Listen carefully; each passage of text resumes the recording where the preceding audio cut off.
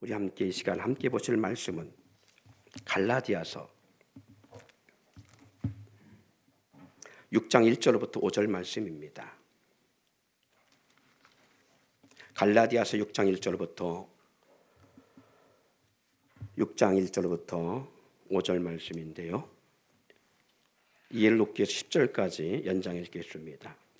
갈라디아서 6장 1절부터 10절 말씀. 형제들아, 사람이 만일 무슨 범죄한 일이 드러나거든 신령한 너희는 온유한 심령으로 그러한 자를 바로잡고 너 자신을 살펴보아 너도 시험을 받을까 두려워하라.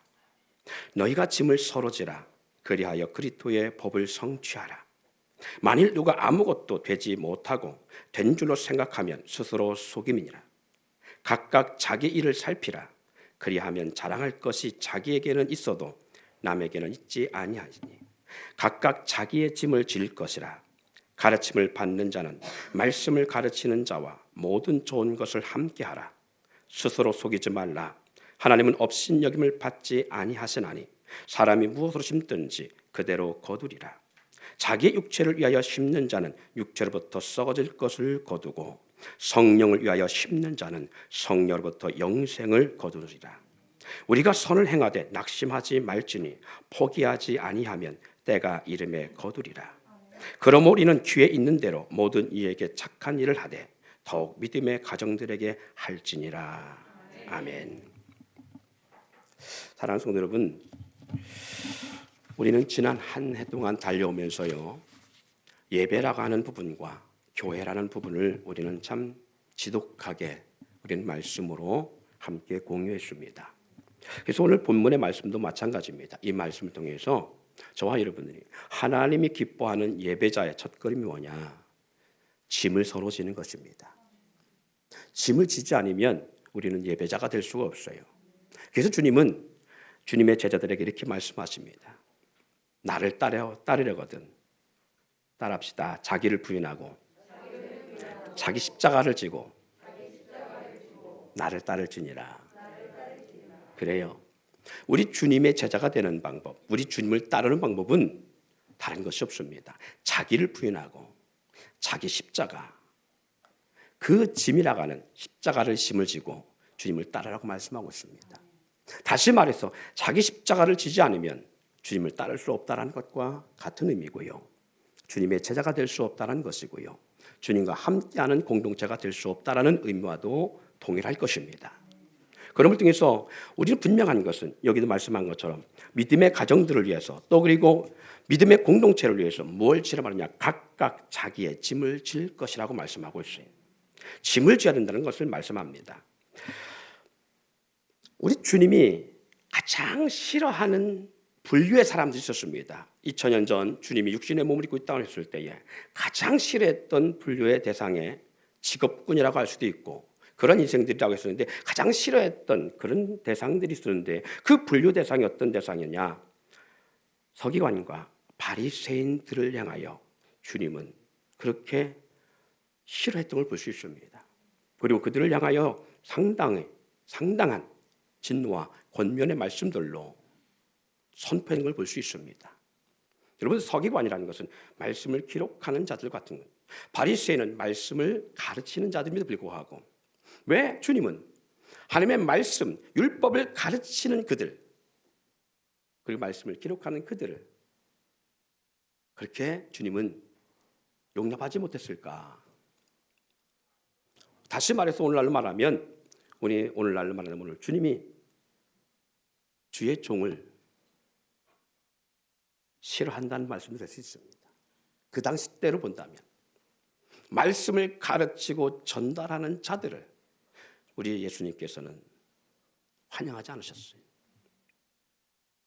그 이유가 뭘까 했더니 마태복음 23장 전체 가운데 나오는 메시지입니다마는 27절 28절에 이렇게 나옵니다. 화 있을진저 외식하는 서기관들과 바리새인들이요 회칠한 무덤 같으니 겉으로는 아름답게 보이나 그 안에는 죽은 사람의 뼈와 모든 더러운 것이 가득하도다. 이와 같이 너희도 겉으로는 사람에게 옳게 보이되 안으로는 외식과 불법이 가득하도다라고 말씀합니다. 화 있을진저, 이 말은 심판받을 자들이요 와 같은 것입니다. 심판받을 자들이요. 그래 하신 말씀이 외식하는 서기관들과 바리새인들이요. 그리고 회칠한 무덤에 대한 이야기를 하십니다. 왜 그들이 심판받을 만한 화 있을 만한 자들인가? 이유는 외식하기 때문이라는 것입니다. 외식이니까 밖에 나가서 밥 사 먹는 거 그걸 말하는 것이 아니지요. 여기 말하는 외식은 원문의 원어로 보면 히포크라테스 이렇게 말합니다. 히포크라테스. 여러분 히포크라테스가 뭔지 아시나요? 들어보긴 했죠. 히포크라테스가 들어본 것 같은데 저도 들어본 것 같더라고요. 그래서 제가 찾아봤어요. 원문은 히포크라테스입니다. 찾아봤더니 이 히포크라테스가 무슨 의미냐면 고대에 극장에서 연기하는 연기자들입니다. 또는 연기를 해설하는 자들을 말합니다. 이게 히포크라테스예요. 그래서 연기자들을 말하는데 무대 연기자들을 향해서 그리고 그 연극을 해설하는 자들을 빗대어서 하는 말이 히포크라테스. 근데 여기 보니까 외식이라는 단어 속에 왜 그것이 삽입되느냐, 왜 그것이 원문이 되느냐라고 하면 연기하는 사람들은 연기와 삶이 같아요, 달라요? 다르지요. 우리가 드라마나 영화나 아니면 연극을 보면 정말 착한 주인공으로 나옵니다. 정말 악한 주인공으로 나오기도 합니다. 가정을 깨뜨리고요, 복수하고요. 그리고 막 정말 우리가 드라마 보다가 입에서 거친 말이 나올 만큼 그렇게 악랄한 악역을 맡아 하는 사람들이 있어요. 그런가 하면 마치 천사가 불안관에 있는 것처럼, 피부 안에 있는 것처럼 그렇게 모진 순환과 모진 것들을 다 받음에도 불구하고 복수는커녕 화도 내지 아니하고 그 모진 순환을 다 참고 견디는 그러한 연기자들을 보게 되어집니다. 우리는 그래서 드라마를 보면서 비 맞은 수처럼 우리도 그렇게 하잖아요. 아이고 저 바보, 거기 가면 안 돼, 또 당해, 뭐 이렇게 우리 괜히 막 거기에 막 동요하고 막 그러잖아요. 근데 그 사람들의 삶이 진짜 그럴까라고 할 때 아니에요. 하나의 연기입니다. 이것이 다른 말로 외식이라는 단어입니다. 그럼 결국은 서기관과 바리새인은 하나님의 말씀을 다루는 사람들인데 이들이 뭐 하고 있다는 얘기예요? 연기하고 있다는 거죠.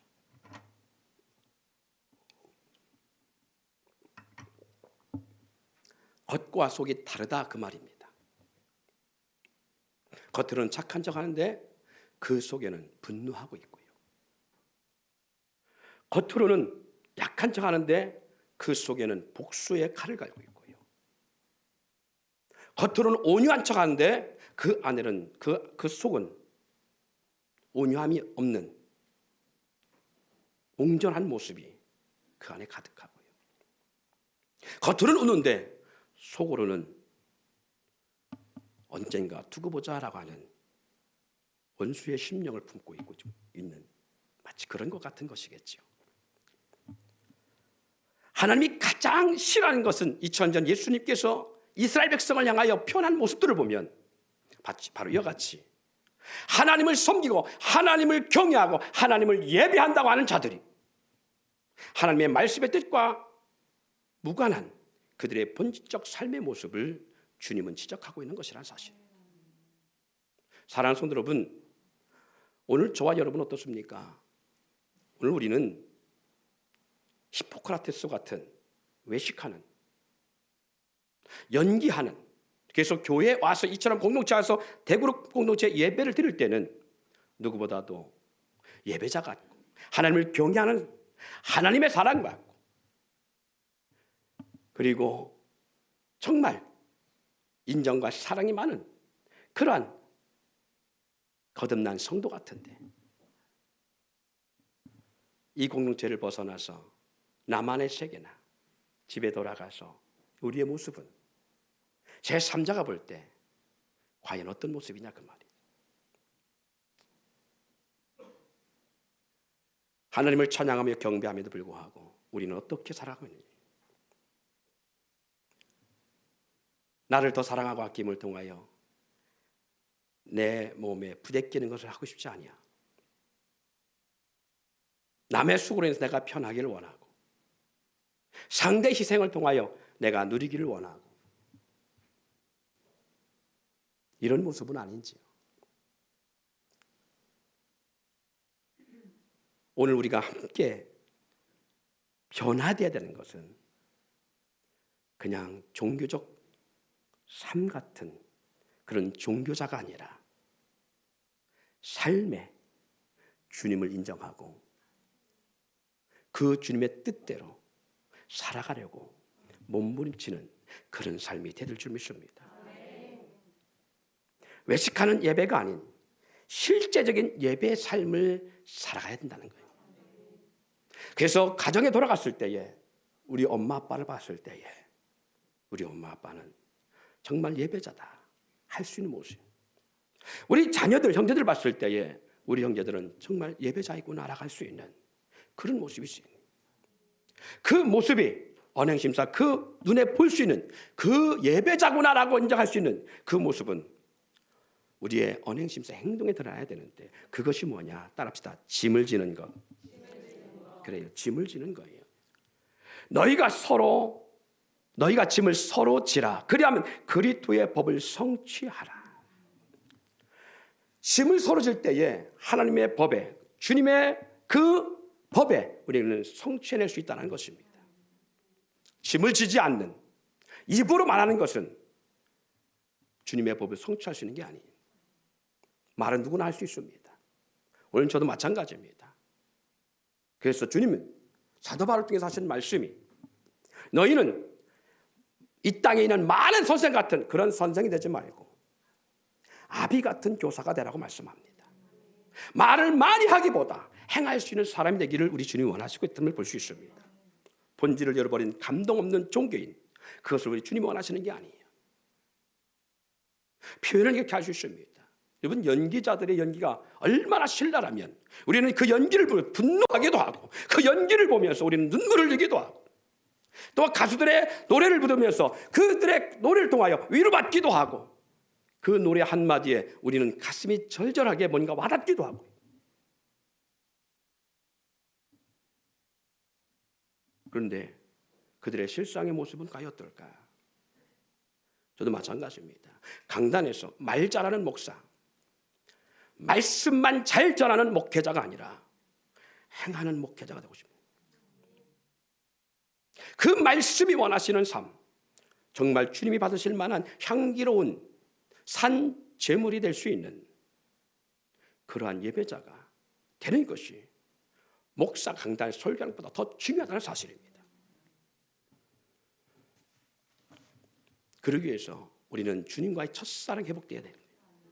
그 은혜와 사랑이 회복되지 아니하면 우리는 형식적인 예배자는 될 수 있어도 실제적인 예배자로 우리는 회복되기는 쉽지 않습니다. 그래서 요한계시록 2장 4절 5절 말씀하신 것처럼 그러나 너를 책망할 것이 나니 너의 처음 사랑을 버렸느니라. 그러므로 어디서 떨어진 것을 떨어졌는지를 생각하고 회개하여 처음 행위를 가지라. 만일 그리하지 아니하면, 회개하지 아니하면 내가 내게 가서 내 촛대를 그 자리에서 옮기리라. 첫사랑을 회복하라고 말씀하고 있습니다. 주님을 그렇게 사랑했던, 주님 한 분만으로 만족했던, 주님 때문에 우리가 모든 걸 용납하고, 주님 때문에 그렇게 사랑했던, 주님 때문에 공동체를 위해 살아가고, 주님 때문에 희생했던, 주님 때문에 봉사하고, 주님 때문에 그렇게 용납했던, 그리고 예배하는 그 순간에 그 십자가에서 나를 살아가신 그 주님만 생각해도 감격과 감동이 있고 우리의 눈에서 눈물이 식어지지 아니했던 그 첫사랑, 그것이 오늘 저와 여러분에게 있나요? 그래서 우리는 우리의 옷을 찢고 제 위에 있기를 원하는 것이 아니라 우리의 가슴을 찢으라고 성경은 말씀합니다.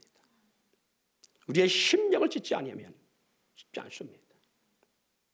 주님의 은혜와 사랑이 우리에게 강렬하게 나타날 때는 용서와 용납할 수 없는 문제도 우리는 끌어안고 할 수밖에 없었는데, 그 사랑이 식어지면 작은 말 한마디에도 우리는 분노하거나 용납하지 못하고 용서하지 못하는 그런 모습을 갖게 되어집니다. 그 첫사랑을 잃어버리면서 우리는 어떤 모습의 옷을 덧냐, 마치 믿음 있는 척한 그런 옷을 입고 믿음의 지체들에게 우리는 박해를 일삼게 되어집니다. 정죄하고 판단하고 비방하고 원망하고 그 사람의 행동을 용납하지 못하는 삶을 살게 돼요. 우리 가정에서도 마찬가지입니다. 그러기에 사랑하는 성도 여러분, 오늘 우리가 하나님 기뻐하시는 예배자가 되기 위해서 먼저 회복되어야 되는 것이 그 주님의 사랑, 잃어버린 사랑이 회복되어진 역사가 있어요. 그래서 예배할 때, 찬양할 때에 주님의 이름만 우리의 입에 올려도, 생각만 해도 가슴이 뭉클뭉클한 그 사랑, 분명히 말씀하고 있지요. 그 처음 행위를 가지지 아니하면 촛대를 옮기겠다고 말씀합니다. 그 사랑이 회복되어지면 우리는 영혼을 향한 궁멸함을 갖게 되어지고 용서와 용납이 있게 되어지고 오래 참을 수 있는 인내를 갖게 되어집니다. 사랑하는 성도 여러분, 이와 같은 모습을 통해서 우리는 대그룹 공동체만이 아니라 가정에 돌아가서도 우리는 그 같은 삶이 이어져야 됩니다. 교회 안에서는 밥상도 자기의 먹었던 그릇도 치우고 나름 교회 안에서는 순종하는데, 이 공동체 밖을 벗어나 가정이라는 곳에 딱 돌아가면 자기 먹던 그릇도 치우지 아니하고 가정에 들어가서는 손 하나 까딱하지 아니하고 서로 돕고 섬기고 사랑하지 못하는 그런 모습으로 살아가고 있다면 분명히 말씀은 외식하는 서기관들과 바리새인들이요 라고 말씀한 것처럼 남에게는 일을 시키면서 자기의 손은 까딱하지 아니하고 인정은 받기 원하나 누군가를 인정하지 아니하고 판단과 정점을 쌓는 그들과 다르지 않은 외식하는 신앙생활을 우리도 하고 있다는 것을 깨닫기를 바랍니다. 오늘 마태복음 25장에 우리 주님은 여기 작은 자에게 하는 것이고 내게 한 것이고 여기 작은 자에게 하지 않은 것이 곧 내게 하지 않은 것이라고 말합니다. 저도 예외는 아닙니다. 여러분과 저가 같은 사람이고 인간이기에 동일한 현상이 있어요. 아마 남편들도 그러고 아내들도 그럴 거예요. 상대가 아프면 구경한 마음이 생깁니까? 짜증이 납니까? 상대가 아프면 그 아파할 때 아이고 그렇게 수고하더니 애쓰더니 열심히 놀더니 신이 나게 놀더니 몸살 났구나. 그런 궁일함이 와요. 잘됐다. 그런 고소한 마음과 더불어 짜증이 납니까? 대답을 잘 못하시죠? 그렇죠? 저도 예외는 아닙니다. 집사람이 아프다 보면요 괜히 제가 불편해요. 저도 왜 궁일한 마음이 안 들고 짜증부터 날까요? 근데 상대도 마찬가지일 거예요. 아프다면요 그래서 차라리 혼자 그냥 방속에 들어가고 혼자 앓다 나와야 오히려 편해. 그럴 때가 있어요. 사랑하는 성도 여러분, 왜 그럴까? 그게 악한 본성의 우리들의 모습이에요. 근데 성경은 이렇게 말합니다. 내가 병들었을 때에, 내가 갇혔을 때에, 내가 목마를 때에, 내가 배고플 때에, 내가 헐벗을 때에, 언제 우리가 그렇게 했습니까? 여기 작은 자에게 한 것이 내게 한 것이라고요. 사람에게 한 것이 우리 주님께 한 것이라고 주님은 그렇게 보신다는 겁니다. 우리 자녀들이 혹시 부모님이 목마르다 물 좀 갖다 줘 그러면 예 알겠습니다 후딱 갔다 옵니까? 엄마는 발이 없어 손이 없어 혹시 그렇게 합니까? 사랑하는 성도 여러분, 작은 이런 실천 하나가, 작은 섬김의 하나가 우리는 더 큰 섬김을 할 수 있는 그러한 훈련이 되어집니다. 오늘 성경 그러잖아요. 왜 우리는 말씀을 귀로 듣기는 좋아하는데 삶 속에 실천하는 것을 우리는 그렇게 사모하지 않을까요? 분명히 말씀하고 있잖아요. 그렇게 우리는 적용할 수 있어요. 분명히 우리는 적용할 수 있습니다. 내가 목마를 때에, 내가 배고플 때에, 내가 추릴 때에, 내가 병들었을 때에, 여기 작은 자에게 하지 않은 것이 곧 내게 하지 않은 것이라고요. 그래서 에베소 5장 22절에 이렇게 말합니다. 아내들이여 자기 남편에게 복종하기를 죽게 하듯 하라. 아멘이 안 나오는 거 같아요. 다시 한번 선포합니다. 아내들이여 자기 남편에게 복종하기를 죽게 하듯 하라. 남편들은 크게 아멘 하셔야 되는데 보세요. 죽게 하듯 하라는 거예요.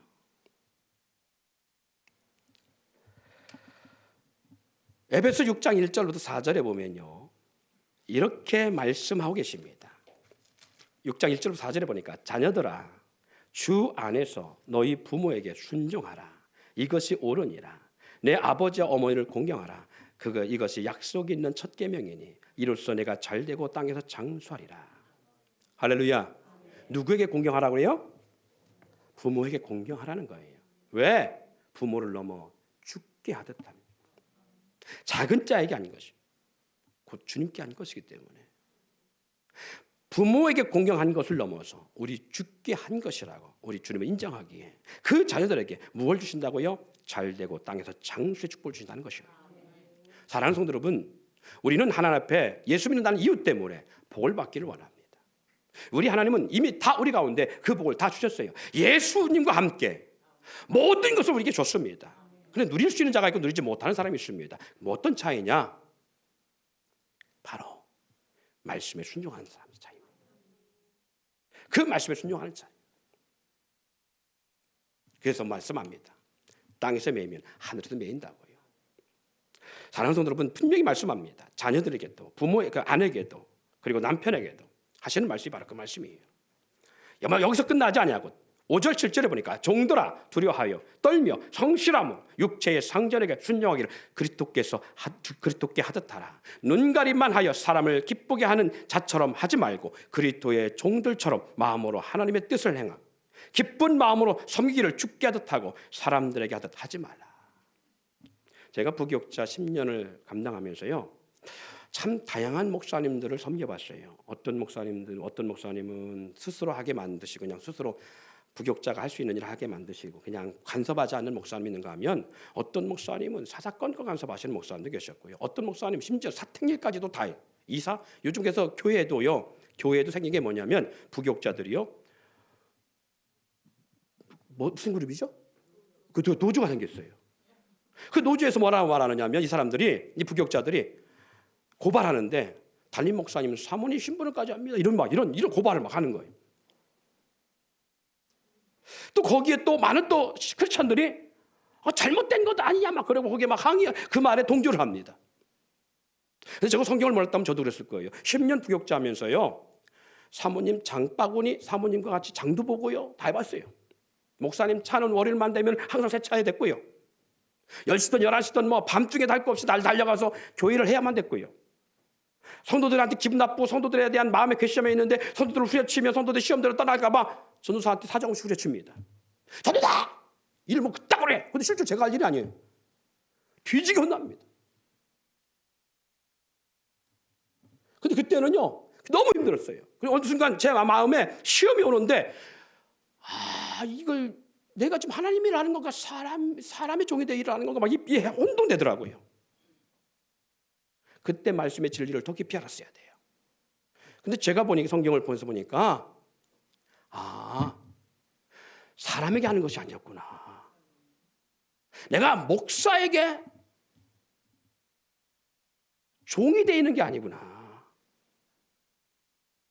그를 위해 하는 것은 죽게 하는 것이구나. 그걸 늦게 깨달았어요. 늦게야. 네, 성경이 그렇게 있잖아요. 여기 작은 자에게 하는 것이고 내게 하는 것이라고요. 너를 영접하면 나를 영접하는 것이고 나를 영접하면 나 보내신 하나님을 영접하는 것이라고요. 그래서 하나님은요, 우리 주님은 소돔과 고모라 성의 심판보다 더 큰 심판을 누구에게 내리냐?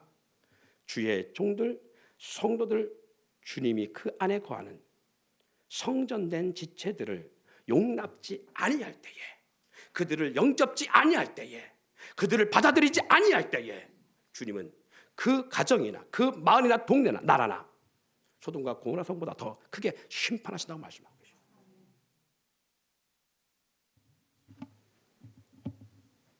그래서 믿음의 공동체 지체들은요 죽게 하듯하는 두려움이 있어야 돼요. 그것이 바로 뭐냐? 자기를 부인하고 자기 십자가를 지는 그 짐이라는 것입니다. 그래서 잘하니까 나도 잘하는 것, 상대가 나한테 베푸니까 섬기는 것이 아니라 베풀던 베푸지 않던, 잘하던 못하던, 나에게 상당한 마음의 아픔과 고통을 줄지라도 내가 그리스도 안에서 거듭나고 그리고 자기 짐을 질 수 있는 진정한 전인격적 변화를 가져온 성도라면 우리는 섬겨야 돼요. 사랑해야 돼요. 용납해야 돼요. 그것이 주님께 하는 것입니다. 이것이 예배자의 첫걸음이라는 사실을 우리는 볼 수 있습니다. 에베소 6장 7절 8절에 보니까 기쁜 마음으로 섬기기를 주께 하듯 하고 사람들에게 하듯 하지 말라. 이는 각 사람이 무슨 선을 행하든지 종이나 자유인이나 주께로부터 그대로 받을 줄을 알미라 라고 말씀합니다. 주께로부터 받는다는 겁니다. 골로새서 3장 23절 24절에 보니까 무슨 일을 하든지 마음을 다하여 주께 하듯 하고 사람에게 하듯 하지 말라. 이는 기업의 상을 주께 받을 줄 아나니 너희는 주 그리스도를 섬기느니라. 사랑하는 성도 여러분, 여기 계속되어 나오는 말씀에 반복된 단어가 보니까 주께 하듯 하라는 것이에요. 사람에게 하듯 하지 말고 주께 하듯 하라는 거예요. 아내를 사랑하고 아내를 위해서 할 때 주께 하듯 하고, 남편을 사랑하고 복종할 때에 주께 하듯 하고, 자녀를 사랑할 때에도, 또 자녀가 부모를 공경할 때에도 주께 하듯 하는 그런 삶이 되어야 될 줄 믿습니다. 왜 이렇게 되냐? 바로 주님이 거하시기 때문에 그래요. 빌립보서 2장 13절 14절 보니까 너희 안에서 행하시는 이는 하나님이시니 그 안에, 그 지체 안에 거하시는 분이 하나님이시기 때문에 그렇습니다. 그래서 우리는 그 사람을 위해서 하는 것이 아니라 그 사람 속에 있는 주님을 위해서 하는 것입니다. 여러분, 하나님은 우리를 하나님을 아버지라고 부르고 우리는 하나님이 우리를 볼 때 자녀라고 합니다. 내 자녀가 기뻐할 때에, 내 자녀가 행복할 때에 우리 아버지가 얼마나 기뻐하겠어요. 내 자녀가 만족할 때에 우리 아버지 하나님이 얼마나 기뻐하시겠어요. 자녀를 낳고 키우다 보니까 그래요. 자녀를 위해서 헌신하고 자녀를 위해서 희생하고 자녀를 위해서 뭔가 하는 것은 기뻐하기 때문에. 근데 자녀가 불행한 것을 원하는 부모가 없듯이 우리 하나님도 마찬가지입니다. 그래서 우리는 공동체 안에서 서로 사랑해야 되는 이유는 그 사랑으로 상대가 기뻐할 때, 우리 하나님 보실 때에 내 자녀를 기쁘게 하는 너를 보니까 나 또한 한량없이 너를 향한 은혜가 흐른다 할 수 있는 역사였어요. 사랑하는 성도 여러분, 상대의 기쁨이 우리 주님의 기쁨이고 우리 주님이 기뻐하실 때에 여기 말씀한 것처럼 그 상이 우리에게 주어지는 사실이 있지 않기를 바랍니다. 짐을 지지 아니하면 절대 가질 수 없는 것들이. 그래서 하나님 자기 기쁘신 뜻을 위하여 너희 가운데 소원을 두고 행하시나니 모든 일을 원망과 시비가 없이 하라고 말씀합니다. 뿐만 아니라 우리는 그리스도의 몸된 지체이기 때문에 우리는 그렇게 해야 되는 것을 잊지 않기를 바랍니다. 오늘 그럴 때에 하나님은 우리 가운데 많은 은혜와 많은 복을 주신다고 말씀하고 있습니다. 오늘 이 말씀 이사야 58장에 있는 말씀만 전하고 마치려고 합니다. 이사야 58장은 금식에 대한 내용을 담고 있는 그러한 장입니다. 하나님이 기뻐하는 금식에 대한 내용이 이렇게 기록되어 있습니다. 부당한 결박을 풀어주는 것, 멍에의 줄을 끌어주는 것, 압제받는 사람들을 놓아주는 것, 모든 멍에를 꺾어버리는 것, 또 굶주린 사람에게 너의 먹을 것을 나눠주는 것, 떠도는 불쌍한 사람들을 집에 맞아들이는 것, 헐벗은 사람들을 보았을 때 그에게 옷을 입혀주는 것, 너의 골욕을 피하여 숨지 아니하는 것, 이런 내용들을 다루고 있습니다. 하나님이 기뻐하는 금식인데 그 기뻐하는 금식을 다루는 그 말씀 속에 너희는 무엇을 먹고 무엇을 먹으면 안 된다. 금식 가운데는 삼키 세때를 굶어야 된다. 이런 말씀이 아니라 어떤 내용으로 부당한 결박을 풀어주고 멍에의 줄을 끌어주고 압제받는 자들을 놓아주고 모든 멍에를 꺾어버리고 굶주린 사람들에게 먹을 것을 나눠주고 떠도는 불쌍한 사람들을 집으로 맞아들이고 그들에게 입히고 먹여주는 것, 헐벗은 사람들을 볼 때 그에게 옷을 입혀주는 것, 마치 마태복음 25장에 나오는 내가 갇혔을 때에, 내가 목마를 때에, 내가 줄일 때에, 내가 헐벗을 때에, 내가 아플 때에 같은 내용이에요. 왜 기뻐하는 금식이 이렇게 나오죠? 너희가 금식을 통하여 먹지 못하는 고통과 괴로움, 몸이 육신은 멀쩡한데 힘이 없을지 못하는 굶주림으로 너희의 몸이 그렇게 견딜 수 없는 힘든 고통의 시간을 보낼 때에 누군가 너처럼 그렇게 굶고 먹지 못하는 가난한 사람도 있고 그 연약한 몸으로 일할 수 없어서 헐벗음으로 고통하고 있는 사람들이 있고 그들을 보거든 외면하지 말라는 거예요. 이것이 우리 주님이 기뻐하는 금식이라는 것입니다. 그럴 때에 이 기뻐하는 금식을 할 때에 우리 하나님께서 우리 주님께서 어떤 복을 주신다고 말씀하느냐, 앞날이 새벽같이 빛나게 될 것이라고요. 그리고 치유가 급속하게 되어지고요. 하나님이 만나주시고 응답해 주시겠다고 말씀하시고요. 그리고 항상 인도하여 영혼을 만족케 하시고 무너진 것을 세워 축복하실 것이라고 말씀으로 결론 짓고 있습니다. 그래서 이렇게 말합니다. 그리하면 내 빛이 새벽 빛같이 비칠 것이며 내 치유가 급속할 것이며 내 공의가 내 앞에 행하고 여호와의 영광이 내 뒤에 호위하리니 내가 부를 때에 나 여호와가 응답하겠고 내가 부르짖을 때에 내가 여기 있다 하리라. 사랑하는 성도 여러분, 우리 주님이 기뻐하시는 그 일이 무엇이냐? 지체들을 돌보고 사랑하고 긍휼히 여기고 선대할 때에 우리 주님은 그렇게 하는 자들에게 하나님은 우리의 하나님 되셔서 그의 필요를 채워주시고 하나님이 우리의 삶의 뒤에 호위하셔서 누구도 우리를 대적지 못하게 하시고 욥의 삶처럼 하나님이 우리의 산업과 살림과 가족을 보호하시며 할렐루야, 요셉과 같이 하나님의 뜻을 그를 통해 이루어내신다는 것입니다. 왜 다윗이 위대한 삶을 살았을까?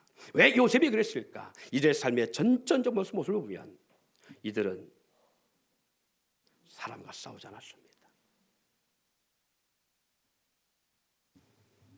그 원망한 일들, 그 고통받는 속에서 형제들과의 모든 관계라든가 자기를 대적했던 사람들, 그들과 원수 맺고 싸운 것이 아니라 전적인 하나님 편에 서서 하나님의 뜻을 쫓으며 여기에 기록된 이와 같은 삶을 살아갔기 때문에 하나님은 그 요셉의 삶에 무궁한 역사를 만들어내셨습니다.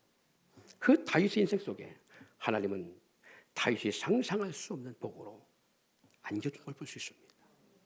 오늘 우리의 삶이 외식하는 삶이 아니라, 종교적 삶이 아니라 우리의 삶을 실천하는 삶이 되어서 이와 같은 축복이 우리 모두에게 있기를 원합니다.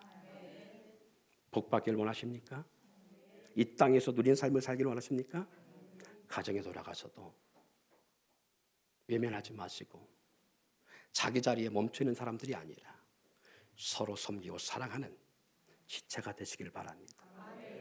누가 물도라 시키면 투정과 불평과 원망하지 마시고 내가 복받을 기회구나, 하나님이 나에게 지금 예배자로 축복을 주시려고 나를 지금 부르고 있구나라 생각하시고, 주님 제가 여기 있사오니 말씀하옵소서, 어떤 문을 떠다드릴까요 할 수 있기를 주님을 축원드립니다. 어떤 것을 해드릴까요 하고 그렇게 순종하기를 소원합니다. 그럴 때에 하나님은 여러분을 외면하지 아니하시는, 하나님이 기뻐한 금식의 사람들처럼 그 축복 역사를 열을 줄 믿습니다.